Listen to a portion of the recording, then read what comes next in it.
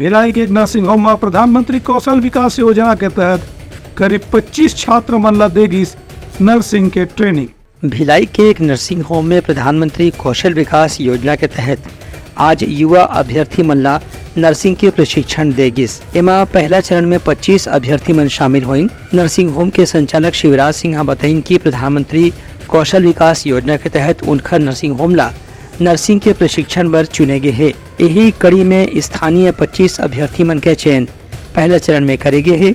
प्रशिक्षण के बाद एमन रोजगार के अवसर भी उपलब्ध कराए जाही। उनका कहना है कि कौशल विकास योजना के जरिए नर्सिंग के साथ साथ दूसर किस्म के क्षेत्रकार पर प्रशिक्षण उपलब्ध कराए जा सकते है। उनका कहना है कि आजकल जब लोगन मन ला उचित प्रशिक्षण नहीं मिले के कारण रोजगार में भी दिक्कत होती है, ऐसे में कौशल विकास योजना एक अच्छा माध्यम हो सकते है, जेकर से लोगन मन ला तकनीकी प्रशिक्षण और जानकारी उपलब्ध करा के अच्छा रोजगार उपलब्ध कराए पर तैयार करे जा सके। नर्सिंग असिस्टेंट का पोस्ट पता करने का रहेगा। आप किसी भी अस्पताल में जाएंगे, प्राइवेट किसी अस्पताल में जाते हैं तो आपको नर्सिंग असिस्टेंट पोस्ट पे आप लोगों उनको जॉब मिल सकता है और जॉब मिलेगा। हमारे यहाँ भी जॉब मिलेगा उनको। अदर कहीं भी जाते हैं तो उनको नर्सिंग असिस्टेंट तो उनको जॉब मिलेगा।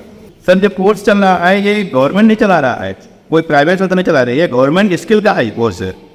जो गवर्नमेंट स्किल का कोर्स से चला रही है, जो ग्रामीण क्षेत्र के जो बच्चे हैं, जो गरीब बच्चे हैं, उनके लिए कोर्स रखा गया। गवर्नमेंट ने निर्धारित किया हुआ इसकी जो फीस है, इसका जो type of duration training centre का है, गवर्नमेंट से आगे निर्धारित किया हुआ है। गवर्नमेंट में कोर्स चल रही है।